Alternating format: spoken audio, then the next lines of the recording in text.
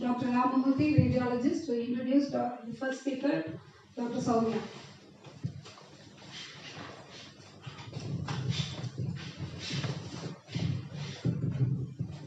Hello, good afternoon, sir.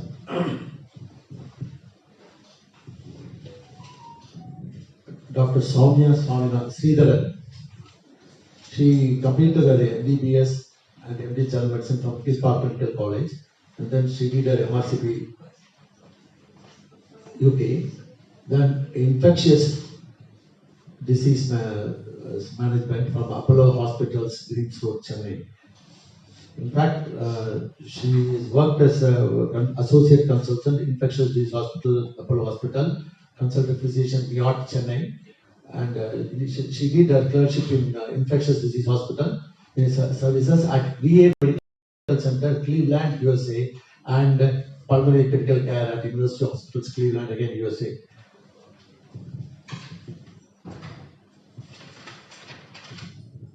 In fact, in the college days, she has obtained medals from all the subjects, right from biochemistry to obstetrics and gynecology, to all the subjects.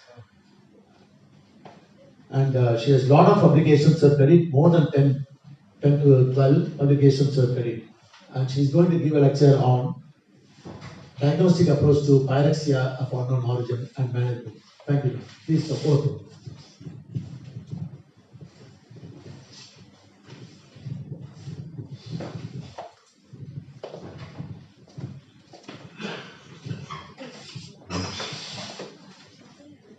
Do I need a mic or am I audible just like that? Okay. Thanks.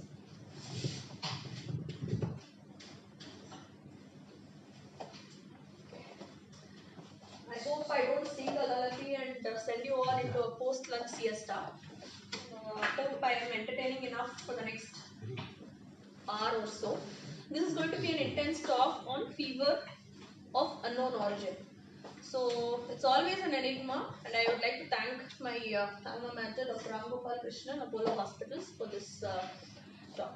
Okay, so moving into the definition of pyrexia of unknown origin. Earlier it used to be called pyrexia of unknown origin or fever of unknown origin, and now it is jwaram of unknown origin.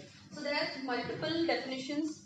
First, it was defined in 1961 by Petersdorf and Basin as fever the temperature more than 38.3 or higher for at least 3 weeks without a diagnosis despite a week of inpatient evaluation.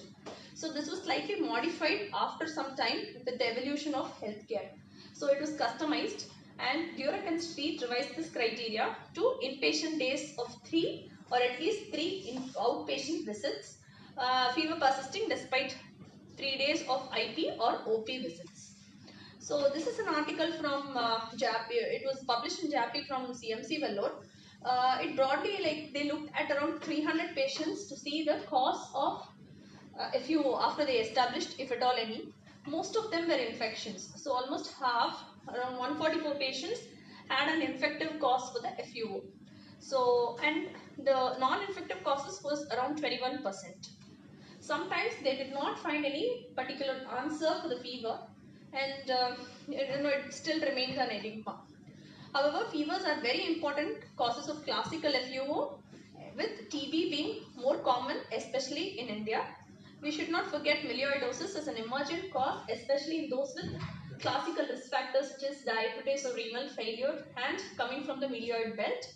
Lymphoma is a neoplasm, which is the commonest neoplasm causing FUO, and SLE was the commonest cause of non-infectious inflammatory disease causing FUO. So this was the conclusion from their study. So we look into most of these based on case-based approach. So these are the broad categories of FUO, which can be like classical, nosocomial, immunodeficiency, and travel related. So under classical, we can broadly define them as infectious causes, inflammatory, cancer related, or autoimmune causes, and the nosocomial ones being either ICU or non-ICU related FUOs.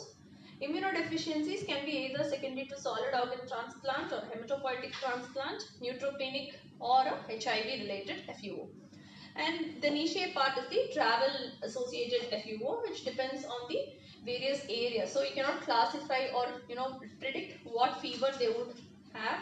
It's mostly based on the endemicity, the travel history, that you can define a travel related FUO.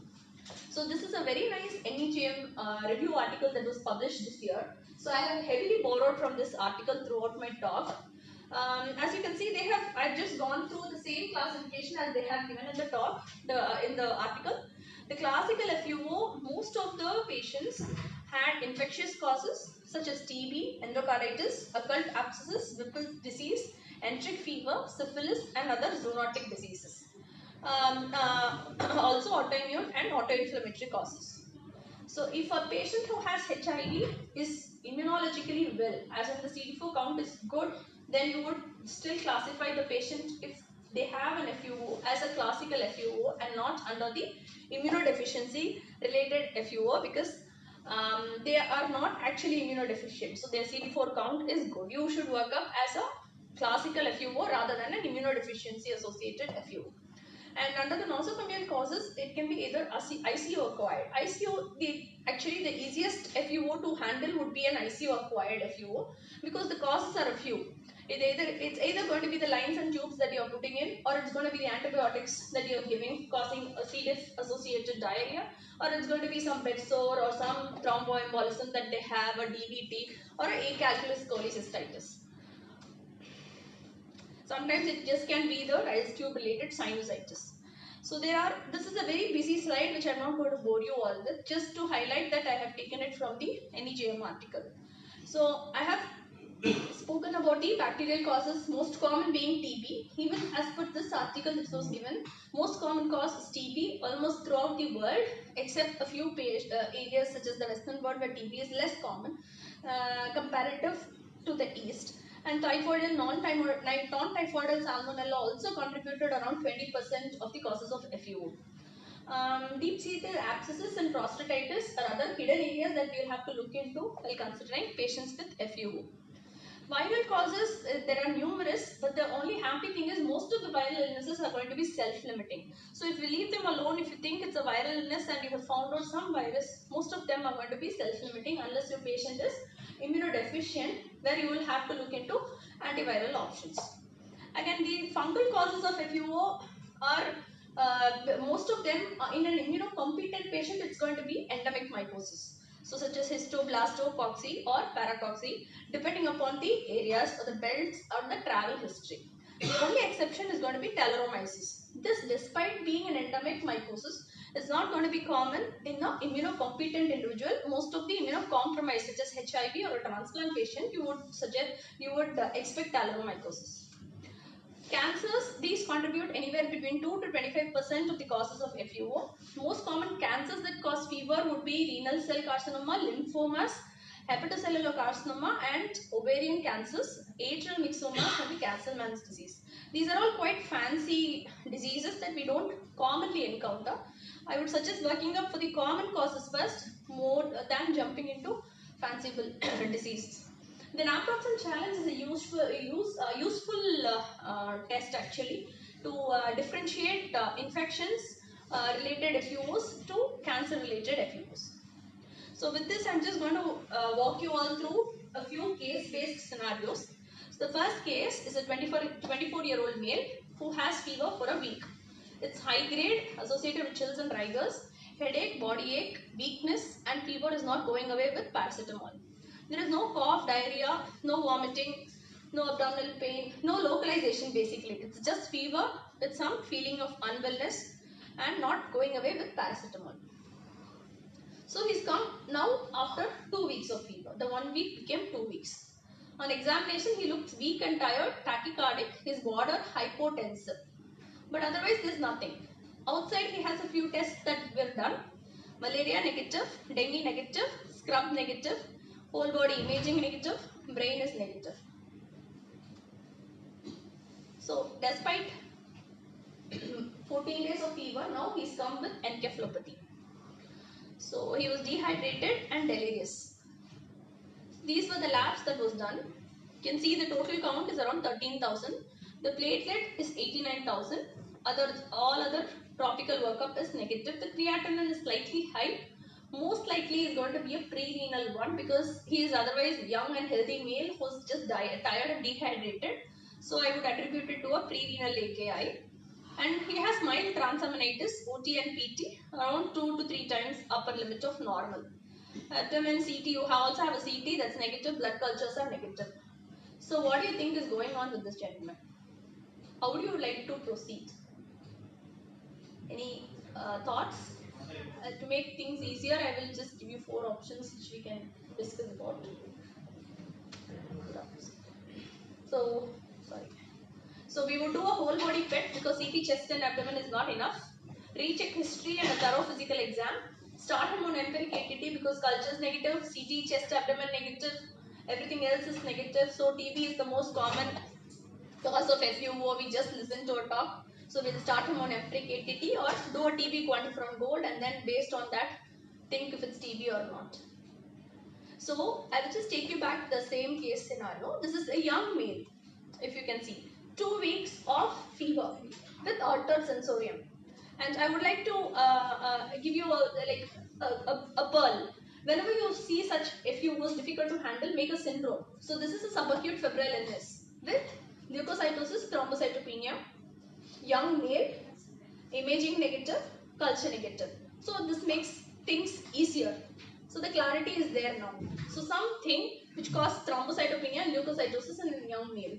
If you think of a bacterial infection, it's going to be thrombocytosis rather than thrombocytopenia unless the patient is septic. So I just told you that he's hemodynamically well and he's from the community. So and most of the tropical workup was negative. But I think we need more information because I have not told you where he is from. I have not told you the physical exam findings and I have not taken a full history about what he is doing. So I think we need to go back, recheck the history and do a thorough physical exam where we would get most of the answers. So we just stripped him off and found a scrotum ulcer, eschar, scrotal eschar. So this turned out to be scrub typhus. He started on simple medicine, doxycycline, and he improved. And scrub, which was repeated here, is positive. So the scrub that was done earlier may have been negative because it was an early stage of the illness where he might not have seroconverted. So 2 weeks into the illness, he has seroconverted. So the learning points from this case are: case of encephalopathy with fever, community acquired, think of scrub. This gentleman was from Andhra Pradesh. Scrub is common in Chennai, it's common in Tamil Nadu, it's common from Tirupati. So the scrub area, the belt you look into and then think of scrub in a patient who's young with fever, encephalopathic, community acquired. And redo a physical exam and look for eschars if they are there. But eschars, they are pathognomonic of scrub, but in around it's positive only around 30 to 40% of the patients. So majority of the patients may not have an eschar at all. So going into the history, look at the fever duration. If your fever is going to be more than a year, it's unlikely going to be infection because if it's an infection, it's going to burn you down. Look at the constitutional symptoms. If they are absent, think of something non-infectious. If the patient has a good appetite but there is weight loss, think of thyroid. If there are chills, typically it's going to be a pyogenic infection or malaria. Intermittent fever, you have patterns in malaria, autoimmune and hemolytic anemia. Diurnal variations can happen in typhoid, and if there is an evening rise, think of TB. But again, these are all not classical textbook descriptions that always happens with patients. We'll have to take a call based on the patients that we see. And potential diagnostic clues, other clues that you can see in history are transfusion related. Ask for transfusion history, a high risk behavior which you can lead to HIV infection. Water or outdoor exposures, think of lepto, milioid and scrub.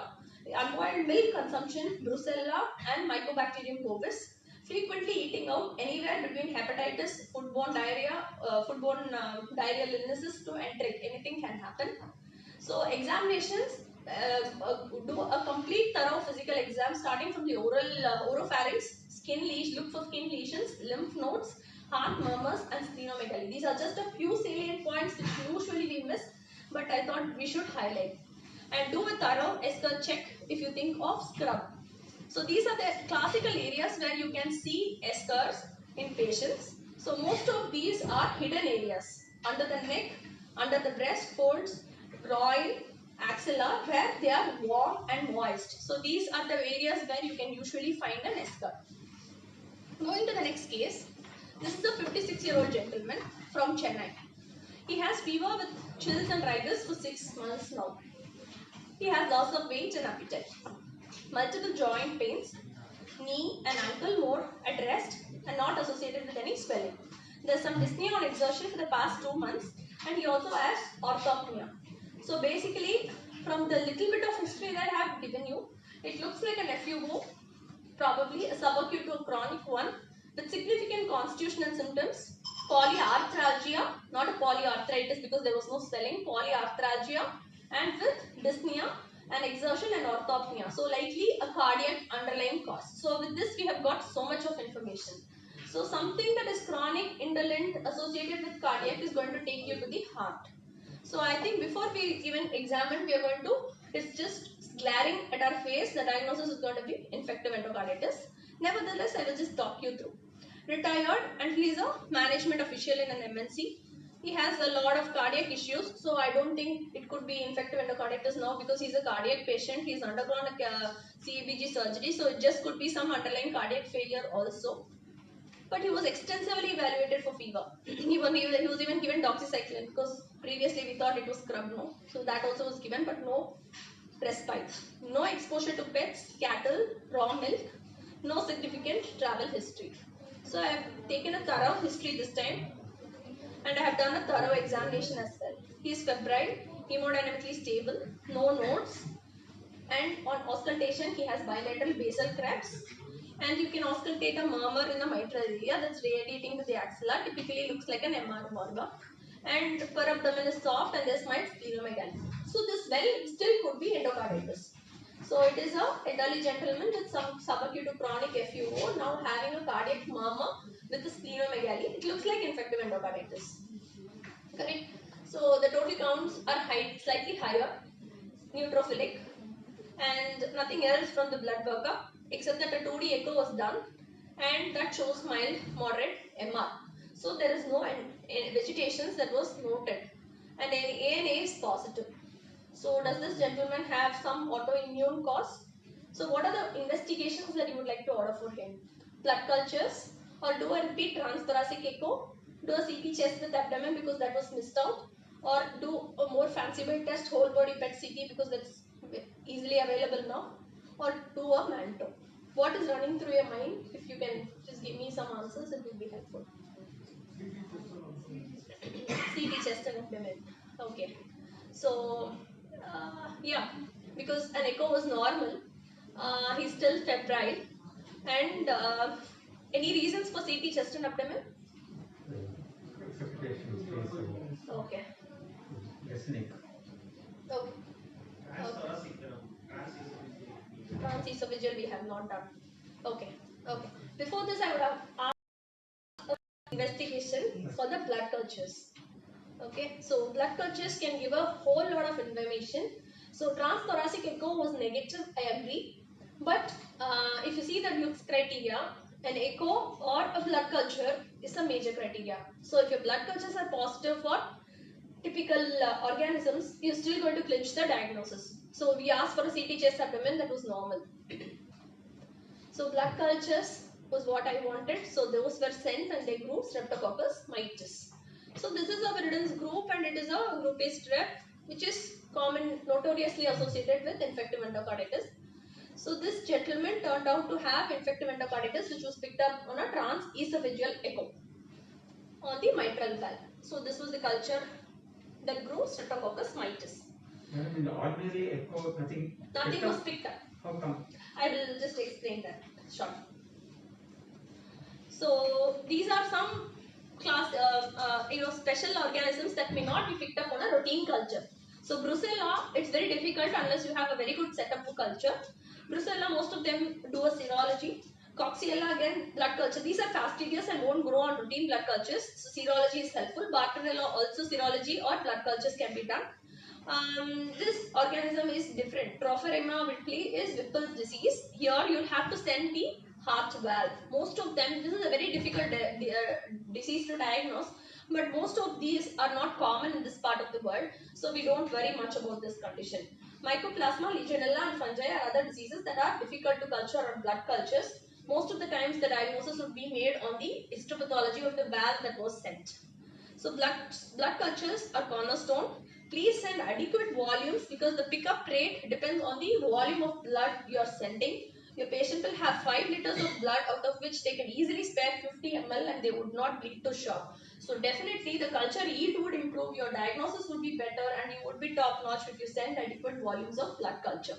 20 So ml 20 ml 20 ml is enough. 20 ml. If it's an endocarditis, you need to send 3 sets of blood culture. 20 ml is 10 ml in each bottle. So we would need 2 sets. That would be 40 ml. So 40 ml, one set is 20 ml. So please send 2 sets of blood cultures because if you send one set, it's around pickup is only around 73%. If you send one more set, it's around 20% more. If you can see, it's around 90%. So the first 2 sets are very crucial. After that, sending additional volumes, the pickup rate is going to be very less because the only thing that might help is growing of these fastidious organisms. Unless you're thinking of an endocarditis, most of the times we would get away with 2 sets of blood cultures. And this is a pediatric volume that you need to look up based on the weight. This is there on the IDSA website. So for adults, it's going to be 10 ml each bottle, 4 bottles, 2 aerobic, 2 anaerobic, so totally 40 ml. Okay, and as to answering your question, sir, why it was not picked up on a transthoracic echo. Transthoracic echo has some limitations. The sensitivity is quite less compared to a transesophageal echo for picking up endocarditis. So sensitivity is around only 50 to 70%, and it is best for a right-sided endocarditis when you can easily visualize. And the limitations are if you have a obese patient, a COPD patient, again you're going to miss the window. And there are, if you see a vegetation, it's a vegetation, if not a transthoracic echo. So the false positive tests are very rare unless these are mistaken for the excrescence or something, or mistaken for a vegetation. But the mistakes are very less on a transthoracic. If your vegetation is there, it means it's a infective endocarditis. But the pickup is quite less. The sensitivity is only 50 to 70% with a transthoracic echo. So compared to that, a transesophageal echo, the sensitivity is around 95%. So that's why your transesophageal echo picked up the vegetation and transthoracic could not. Again, if a transesophageal, sometimes you have seen patients with the transesophageal echo also negative, but we strongly suspect endocarditis. Repeating a transesophageal echo in a gap of 10 days would still help you get the diagnosis. Maybe the vegetations were too small and were forming. So, because the sensitivity is again 95%, there's a still 5% chance that you can miss on a transesophageal echo as well. But these are especially useful for detecting prosthetic valve infections, abscesses, and very small vegetations that are missed on a transthoracic echo. But the limitation is that you need sedation, it's an invasive procedure. Transthoracic is easily available bedside and you can do it fast. So comparing TTE versus TEE for a diagnosis of infective endocarditis, do any echo that is available. If transthoracic is there bedside, do a transthoracic. If you have a vegetation, send off blood cultures and you're going to just satisfy the due criteria and label him as infective endocarditis. But still a TEE would be required for certain reasons which I will tell you now. So TEE is the preferred technique, but if you do not have a TEE, immediately do a transthoracic. Transthoracic is useful for finding any abnormal findings, and you can later on use it for comparison. Suppose your patient is undergoing a surgery, you can get a transthoracic echo before and after. For follow-up, transthoracic is going to be easier. And if TE is not available, just do a transthoracic immediately. And in small children and those with thin chest wall, a transthoracic itself is going to be sufficient. Hope I was clear. Moving on to the next case. This is a 60-year-old gentleman from Chennai. So he's been spiking fever for 5 to 6 months now, and it's not subsiding with antipyretics, and it's occurring every day. He also has some cough with expectoration and weight loss in 6 months. So again, making the syndrome, this is an FUO, FUO kind of picture, subacute to chronic with cough. So this is most likely going to be a chronic pneumonia syndrome with significant constitutional symptoms. In our part of the country, I would think of TB. So I think this answer is going to be TB only. Let's see. Uncontrolled diabetic, alcoholic, smoker. He's a farmer from rural Chennai. So I think no exposure to TB, no past history of TB. So I think it's not going to be TB because I have been stressing that there is no exposure to TB and no past history of TB. So he was evaluated. Actually, he had gone for his daughter's marriage or something to Kolkata. So he had been staying there for a few days, and then he came back to Chennai. So he was evaluated in Kolkata, and there his sputum expert was negative. This is the chest X-ray picture. You can see a very good cavity, a consolidation, right upper lobe. It's just smelling badly of TB. There is a good cavity on the CT chest as well. Sputum AFB is negative. Expert is also negative. So he was seen there when he had gone for the marriage. He was started on ETT for 3 months empirically, and there was no improvement. He continued to have weight loss. And then the last 1 month, he started developing some axillary nodes also. So they poked him there and got a FNAC done. Suppurative lymphadenitis. There was no granuloma. Even though this is smelling of TB, I am not able to get a diagnosis of TB. I don't have any grounds for starting ATT for this patient. But anyways, he has been on empiric ATT, however. So the doctor thought it was MDR because he is not responding to the first line ATT. Given levofloxacin, amikacin, cycloserine, ethionamide, whatnot, everything, HRZD also. Poor thing, with this clinical background, he presented to us. So what do you think are the possibilities now? This is MDR. Lymphoma. But why would he have a cavity on the chest? Sarcoid again doesn't cause cavity. These are mostly lymph nodes, mediastinal lymphadenopathy with an ILD kind of picture. At the maximum, there are it can be a disseminated sarcoid. Axillary adenopathy is possible, but the cavity is against sarcoid. And this is a male patient. Again, a male sarcoid, I wouldn't place my bet on it. Yeah, fungus. Which fungus do you think is possible? Aspergillus. Yes, I think yes, that is quite close because he's a diabetic. He has not responded to ATT, so we have every grounds for suspecting a fungal pneumonia, or it is an XDR TB. We don't know, or it could be an NTM. So all of these can still cause a cavity on the chest with an FUO syndrome, or we'll choose the last option, none of the above. So you all think this is a fungal pneumonia. Okay. So on examination, this guy was febrile, tachycardic and tachypneic also. He was having a right axillary swelling which was tender. So that tender lymphadenopathy is something unusual for a fungal pneumonia. Okay. He also had spleen. Spleen again is called common in a disseminated aspergillus, but however a tender spleen is not going to fit in. Again, I told you, if I can take you back to the previous slides, I told you that he had an FNAC done that showed suppurative lymphadenitis, which again doesn't happen in a fungus. Fungus also most likely there would be granulomas and you would be demonstrating septate hyphae. So none of which was there. So he is not clearly fitting into fungal pneumonia also. So what would you like to do? Do a bronch, get BAL for AFB and expert, because this is a cavitatory pneumonia. It doesn't look like fungus. He is having a tender amblyopathy and a tender spleen also. Ask for sputum once again. Do blood cultures. We might get something on the blood. Or ask Aspergillus galactomannan. Think it's still a fungal pneumonia. Get a serum and a BAL for galactomannan for Aspergillus. Or ask for an ID consult and sit back. Last one. Thanks for the support. So I think again we are missing the bus in a slight narrow margin. So if you think back, we have not asked for blood cultures for this person. So any FUO workup, don't hesitate to send blood cultures because your diagnosis is going to lie there. So how would you like to proceed? So again, I told you the answer, but anyways, let us see what was done for this gentleman. Sputum was repeated, all negative. HIV is negative. Aspergillus galactomannan, as some of us wanted, is negative. He continues to have fever spikes. A BAL was also done. That one was also negative for galactomannan and this one, TB. So again, blood cultures was done. An astute physician had asked for blood cultures that grew GMB, and the gram-negative bacilli turned out to be melioid.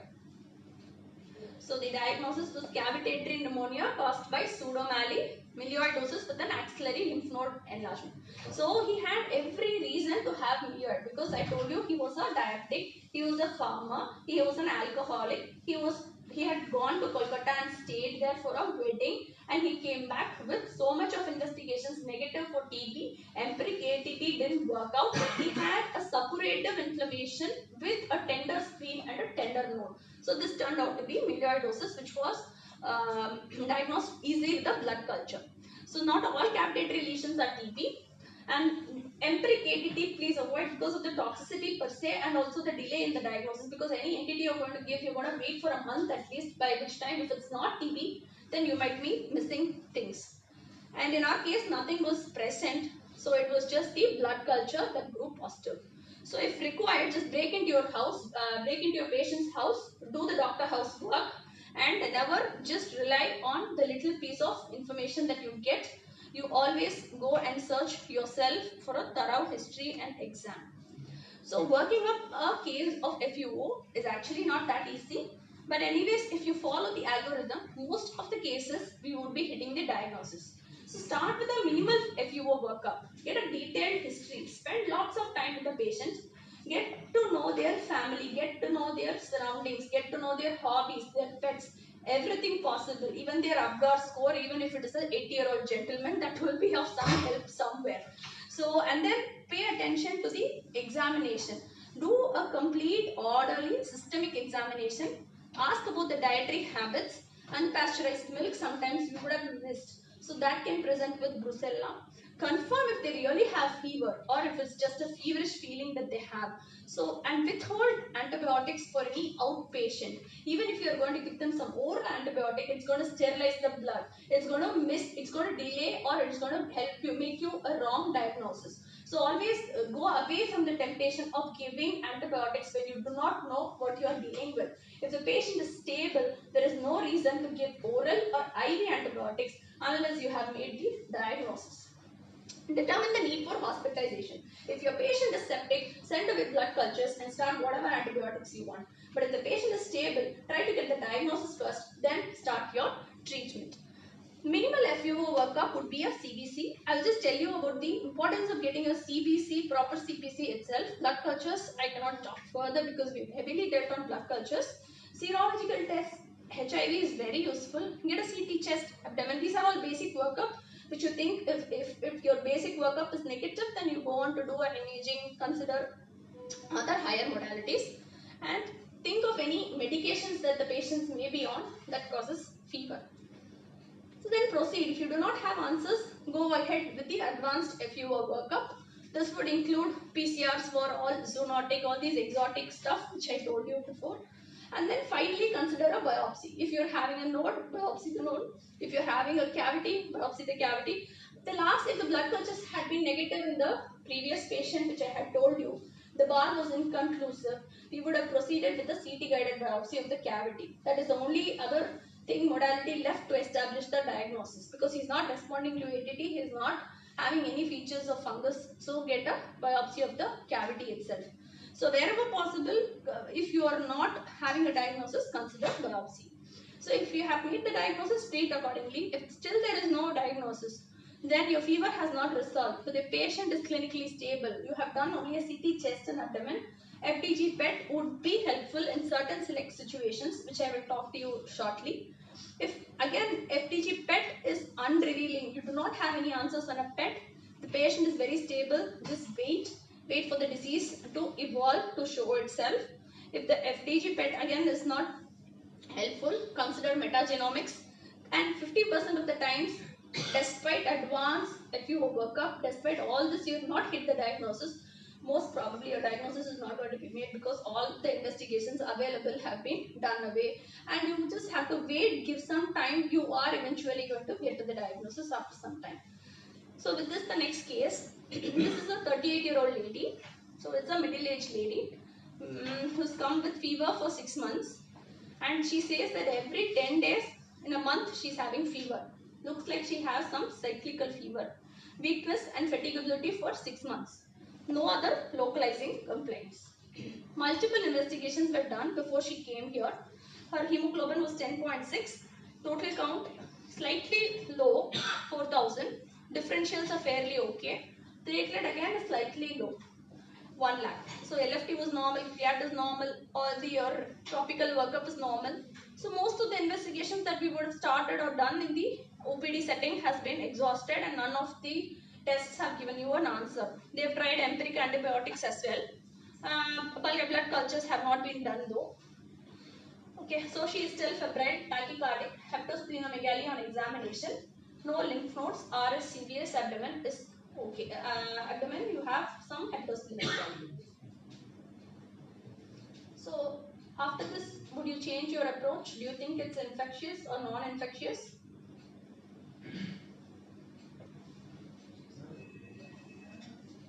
So we would ask for an ANA, get a whole body PET, do blood cultures, start an empiric ADT trial or start an empiric steroid trial. So cultures, okay. Cultures again, I told you it had to be done before your antibiotics. So multiple antibiotics have gone. Anyways, we would finish the workup with a blood culture. That is a fair answer. Yes, we would do blood cultures. Ask for an ANA. Okay. Fine. So ANA and blood cultures are good. Blood culture was negative. ANA is also negative. So her ANA is negative. Blood counts, it's the same thing. Pancytopenia is showing up. All the autoimmune workup is negative. Blood culture is also negative. Echo is negative. So what do you think you should do the next now? Yeah. So this lady had a PET done. So there is some pancytopenia. There is hepatosplenomegaly, fever, periodic fever. So the history itself gave you some clue as to the fever was periodic. There was a pattern on the fever that has been going on for 6 months, not subsiding with antibiotics.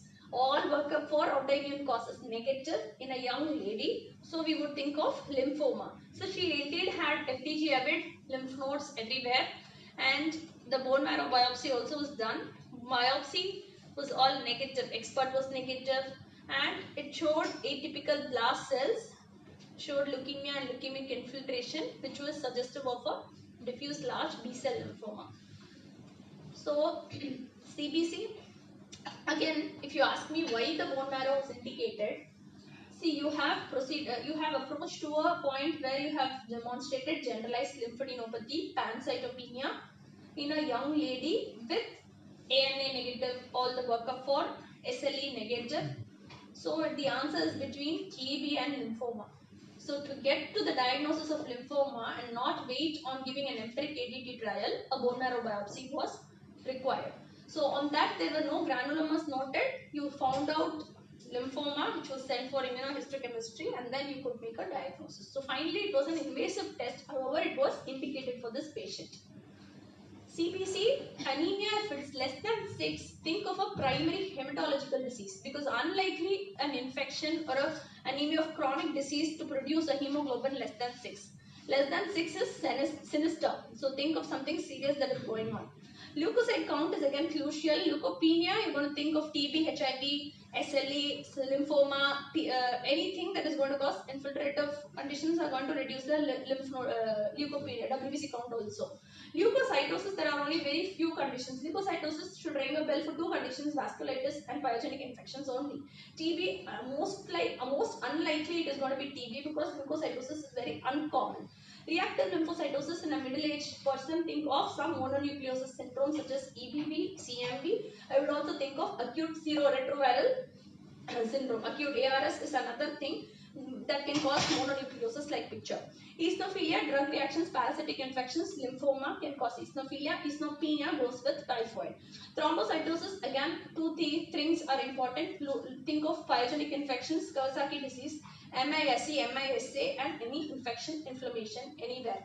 So the combination of a leukocytosis and thrombocytosis should prompt you to think of pyogenic infection or some Kawasaki disease, MISA going on. Leukocytosis, thrombocytopenia, think of scrub, think of vasculitis.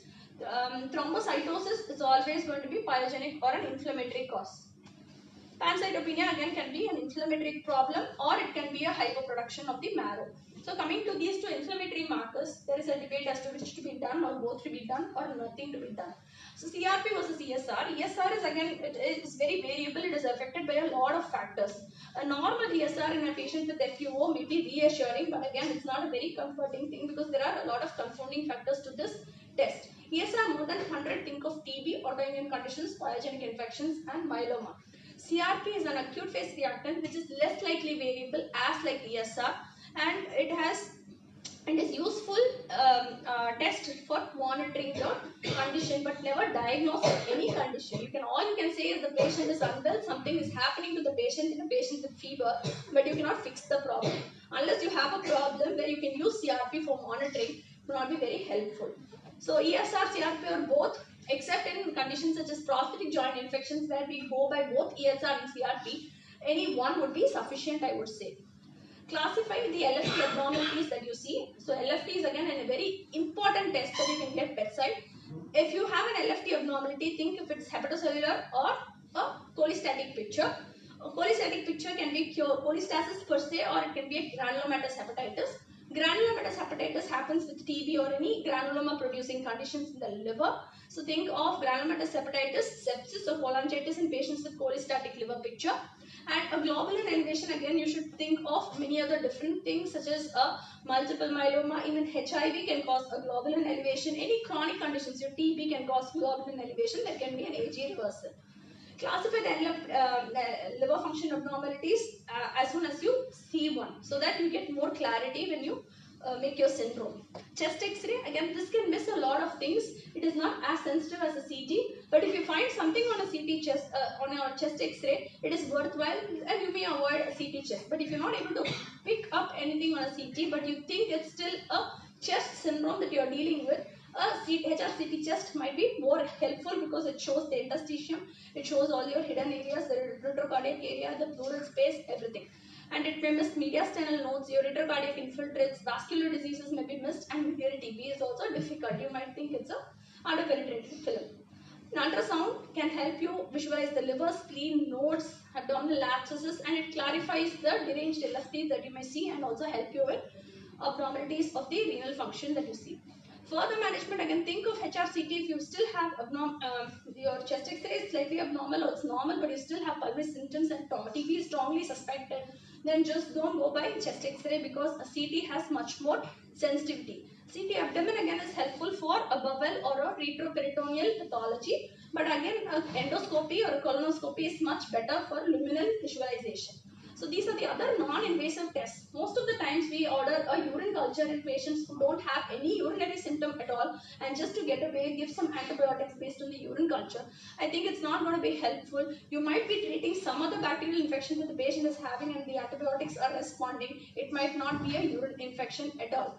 And unless the patient is symptomatic, please do not do urine cultures. ANA, again, if you're thinking of SLE, think of ANA for screening. ANCA again for vasculitis, serum ferritin for patients with you are suspecting adult onset cells, LDH again for hemolysis, even lymphoma. There are a few different conditions like PCP. All this LDH can go up.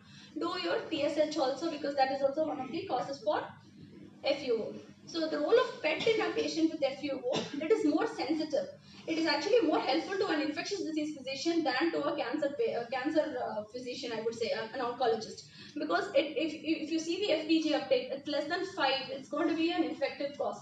If it's very high, then it's going to be a malignancy. And again, the sensitivity for picking up some infections such as TB, sarcoidosis, so much, it's more informative from a CT chest and abdomen, I would say, because it's going to give you all the information.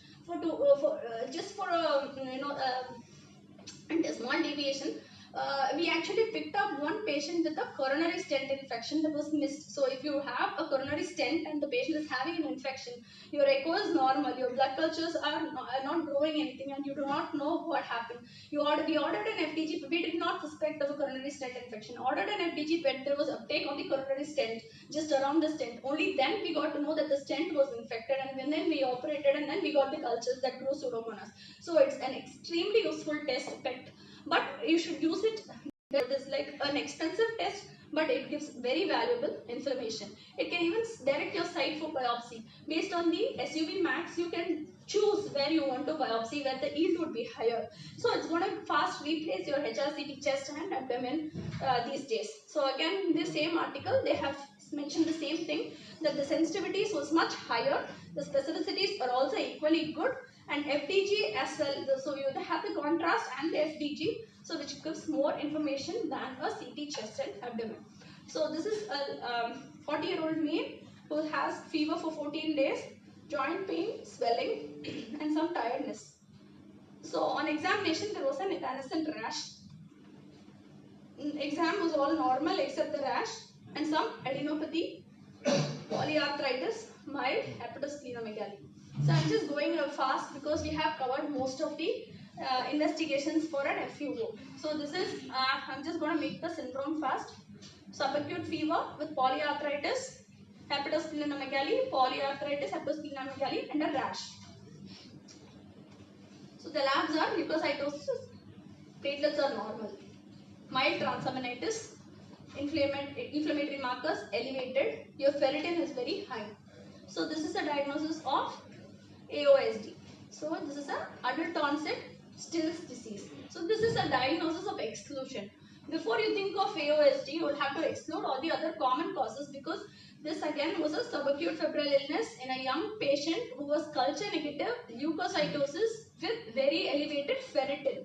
Ferritin elevation can happen in many of the times because ferritin is a acute phase reactant. So before you think of saying AOSD, there are few criteria that you have to satisfy for labeling a patient as AOSD.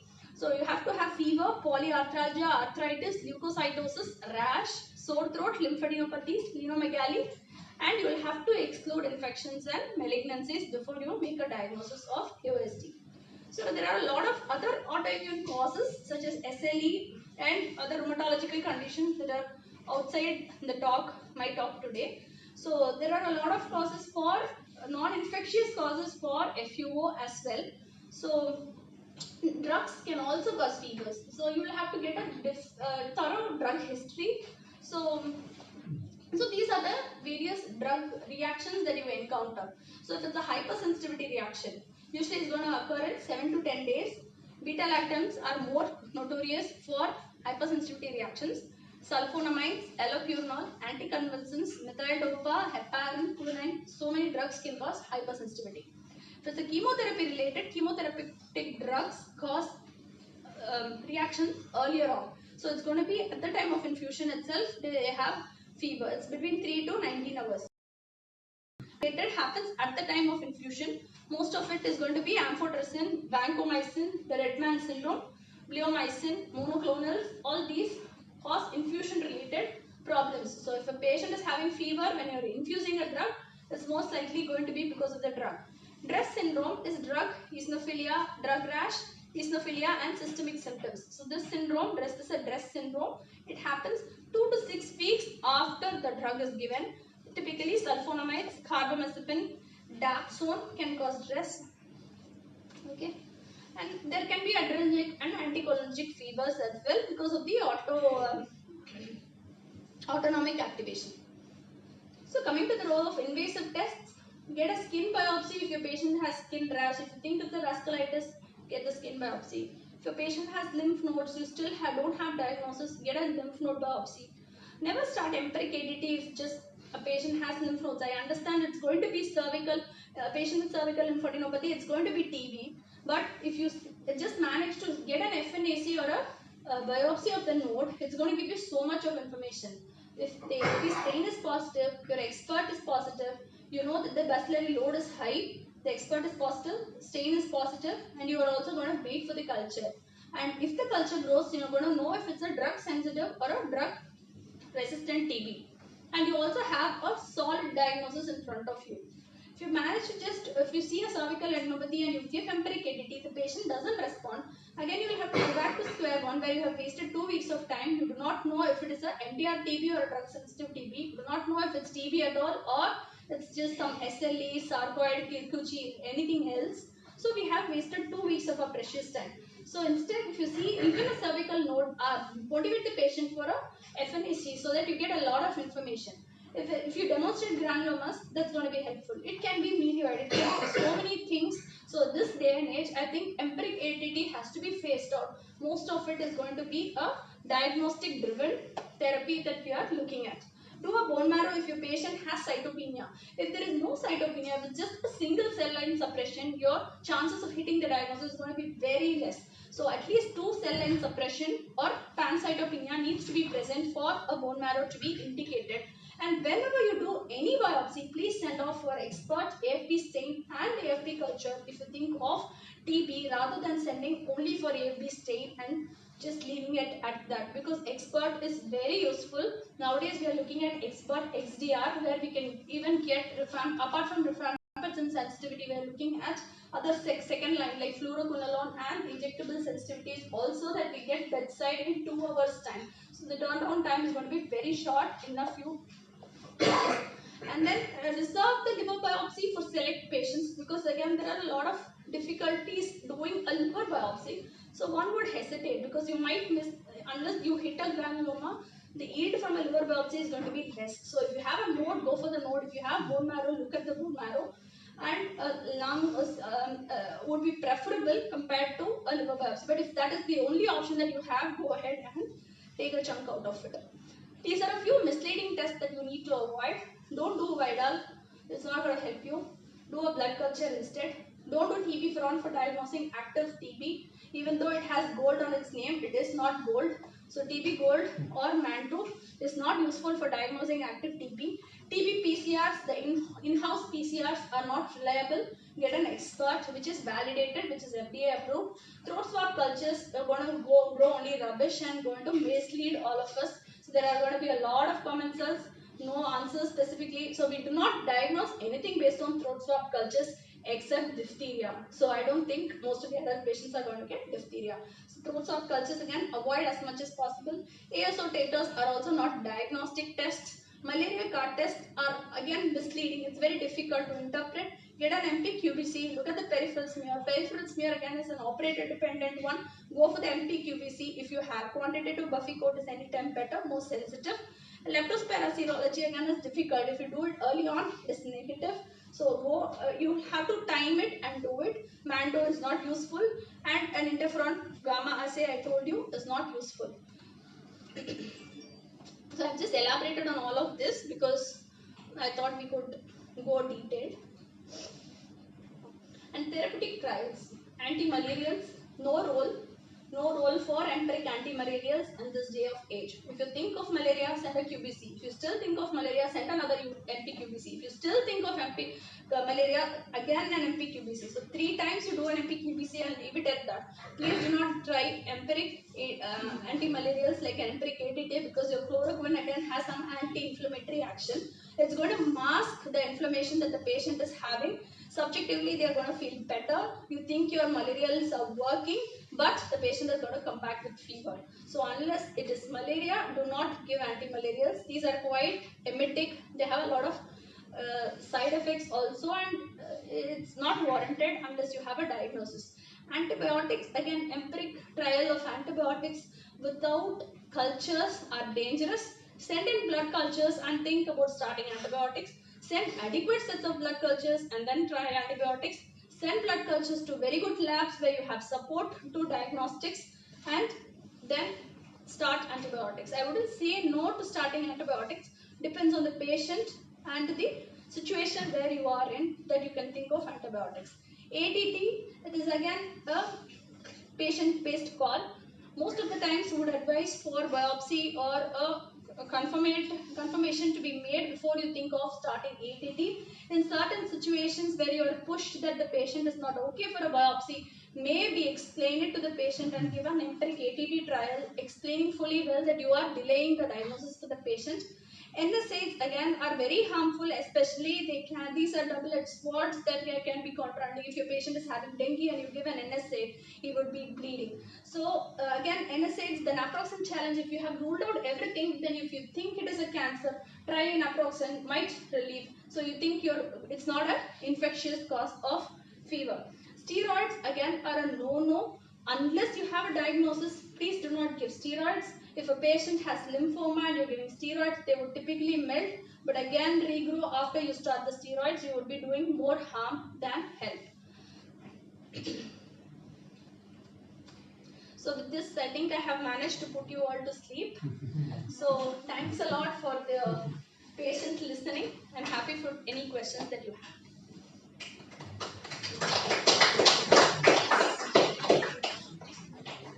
Any questions? In one case, you mentioned that antibiotics didn't work for many so what's the reason? Antibiotics, the proper antipyretics didn't work for a patient. Yeah, because it is a bacterial infection. Unless you treat the bacterial infection, your antibiotics are not going to work. No, there is still bacteremia. If a patient is having bacteremia, how good your antibiotics are going to be helpful for? That is common with any patient. So if you are giving antibiotics to a septic patient, initially he would be responding, but anyway he is going to lapse into sepsis. So these are just symptomatic medicines. Antibiotics are. So they won't work. You said for leptospirosis you have to wait. How long to wait? The yield was better up to 17 days. So it's quite long. And the sensitivity was quite less in the earlier period. So we'll have to wait for at least 2 weeks. So more than 12-13 days at least to look at good titers for leptospira. Your mat is not available that mat is there, that is the gold standard. Leptospira serology is what we have. Instead, you can start on ceftriaxone doxy itself. These are quite, you anyway will be getting a blood culture for your enteric, and you would be getting a scrub work also. We'll be starting most patients with the subacute FUO and ceftriaxone doxy. Both are going to work for leptospira. Might as well wait and then get the leptospira serology to get a diagnosis after 2 weeks. It's not going to hurt the patient, and you would still clinch the diagnosis. Now, will the same apply for all the cases that you discussed today? Which one? The same, you told me that we didn't address the cause. That was your point, right? Yeah. So, yeah, that's what I said. You know, just for everything. This is true for everything. No, you have not fixed the this one. Yeah, you just. In that case alone, I thought. No, just you have to give the patient some symptomatic care. You can just give him paracetamol, not to make the fever go away. The fever is going to come back after you stop the paracetamol. So it is not the answer to the fever that the patient is having.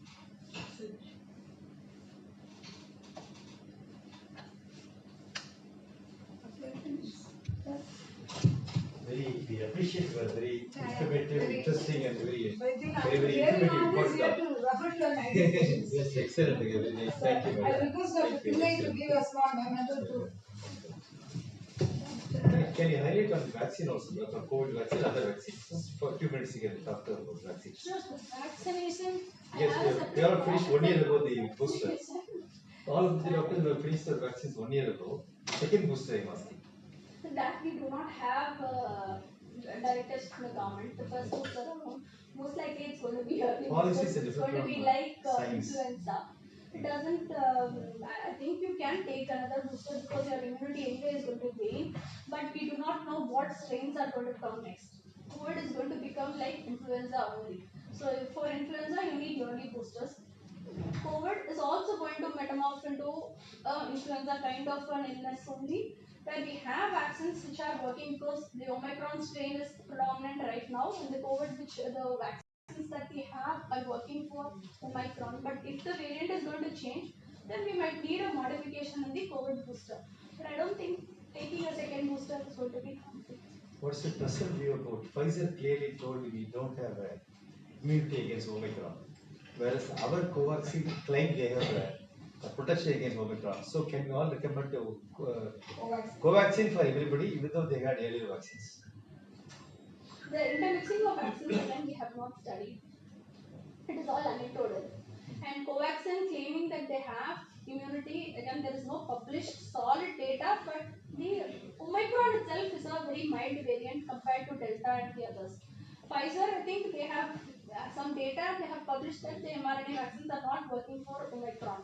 So I think it is a personal call that we have to take, taking the Covaxin or Pfizer vaccine. Pfizer, we do not have here. What we have is Covishield and only Covaxin. So might as well take Covaxin if it's they have claims against Omicron. But in masking, madam, how long to wear mask for it? CDC has recommended that we can do away with masks, but at least in our situation, there are numerous other studies. I do not think these are like very difficult ones to wear or work with, because we have started living with it for 2 years now. Your incidence of TB has drastically reduced. So there are some collateral helpful ones rather than collateral damages by wearing a mask. So I would still suggest that in a healthcare setting, we continue to wear masks at least. At least in the public areas where there are open areas, then maybe we can do away with masks. But again, that is an individualized, decision that we can take. Inside the hospital, I think it's still mandatory that we wear masks. Yes, sure. But general practice, most of the viral infection, we give antibiotics. Natural immunity may take over, so that may subside by itself. That's what I think the question was about. Most of the viral illnesses, for dengue, for instance, you do not need any antibiotics. So those are select situations that you can wait, give paracetamol, give them symptomatic care. So I'm not saying that all fevers do not respond to paracetamol. Fevers, like a viral fever, a H1N1 is going to respond to your antibiotics. In fact, the only treatment that has been proven for H1, any influenza illness is only paracetamol and NSAIDs. So these are only going to help you. So not your antivirals also, unless there are risk factors. So there are situations like if it's a self-limiting conditions, might as well give paracetamol and wait. If you know it is dengue, then you can give paracetamol. If they're not responding to oral, give them IV paracetamol, give them symptomatic, rehydrate them, give them MSAID, give them supportive medicines. They would automatically pick up. So all you need to monitor is their hydration status there rather than worry about antibiotics. If your NS1 is positive, it is dengue. There is nothing else. There can be co-infections. So when you think of co-infections, I think you should have solid grounds. Most of the times we are going to screen for malaria, that's going to be negative. We're going to ask for blood cultures if you're starting antibiotics, if you think. Very unlikely for enteric and dengue to happen together. Most of the co-infections that happen is dengue and chikungunya. So the only call that you need to take is whether you need to give an NSAID for the chikungunya, the joint pains, or rather withhold. I would advise giving just paracetamol, withhold any NSAIDs, make a diagnosis, because both are Aedes transmitted. So dengue, chikungunya can happen together, but dengue and enteric or dengue and something else is very unlikely. Dengue, malaria can happen, send the QBC, and then so these are vector borne. So you just screen for those and then wait and watch. I think all of you agree it's a very brilliant, interesting, informative talk. Not dependent on the of IMA CMB Thank you. Approch. Brilliant talk. Thank you.